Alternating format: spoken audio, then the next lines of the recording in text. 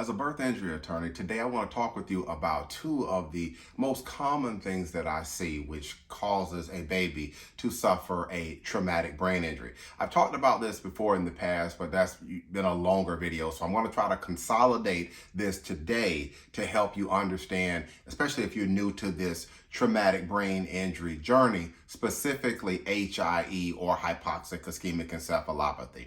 The first one, and I'm going to combine two concepts for this, and that is usually if there are genetic or if there are developmental issues that are present.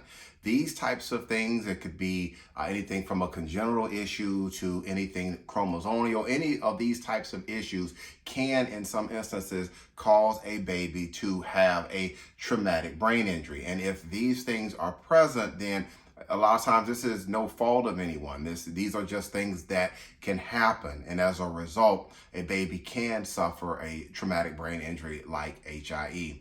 The second one that I want to talk about is especially in my line of work, and that is when it is birth trauma or a birth injury that has happened because of negligence, either on the part of the doctors, the nurses, or the hospital. This is where I come into play, because if these things are present on the negligent side, then yes, a baby can suffer a traumatic brain injury like HIE. Some of the most common issues that come up for us is when there is for example, the umbilical cord has been compressed and the doctors and the nurses, they don't notice it, they don't diagnose it, they don't see that it's occurring, and the readings on the electronic fetal heart monitor, they reveal that the baby is in trouble. And again, nothing is really done. And let's say this goes on for a considerable amount of time, the baby is in a non-reassuring pattern and it goes on, then yes, if over time this continues, a baby can suffer a traumatic brain injury like HIE.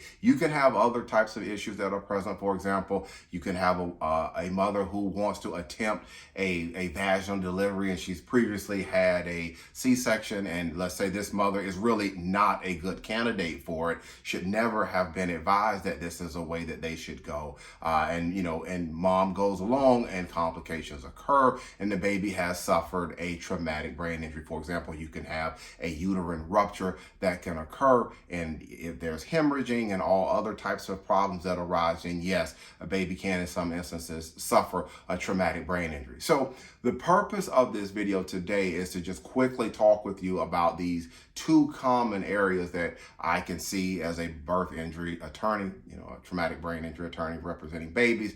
And I just want to help you understand these two areas of concern if a baby has suffered a traumatic brain injury like HIE.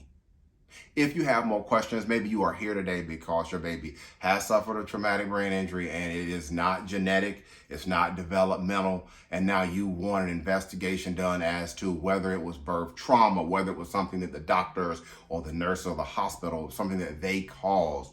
If you have those types of questions, what I invite you to do is to go ahead and pick up the phone and call me. There is a telephone number down below on the screen. It costs you absolutely nothing initially to talk with us about your baby story. What I want to remind you though is when you call my office, be sure that you leave a date and a time. That is important. Pick a date and a time to get on our calendar so we can return your telephone call. Before I get out of here, I want to make sure that you understand that I practice law here in the state of Maryland. And from time to time, we will have individuals who will contact my office and they're not in Maryland. They're in the United States, but they're not in Maryland. Please understand that if you're not in Maryland, that we have to use what we call co-counsel or local counsel. In other words, an attorney in your state. And that's something that we can work to help you on. But I just want to make sure that you understand that co-counsel, that local counsel aspect of things, if you're not here in Maryland. All right, that's going to be it for today's quick educational video. Again, I'm Marcus Boston, and I'm one of the childbirth injury and medical malpractice attorneys practicing law here in the state of Maryland at Boston Law Group, LLC. We'll talk with you next time. Take care. Enjoy the rest of your day.